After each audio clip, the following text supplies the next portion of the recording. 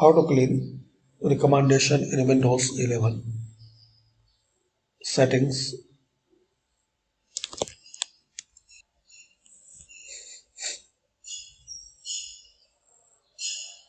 System,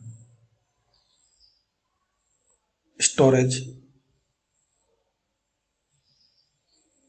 Advanced Storage Settings, and here you will get this cleanup recommendation.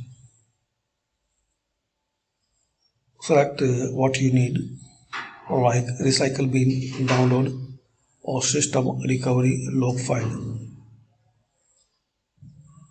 And here you can see the large unused files.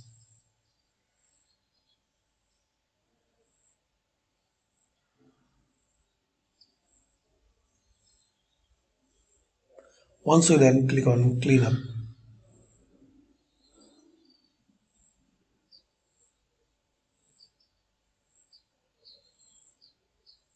wait for a few seconds till this cleanup process will be complete.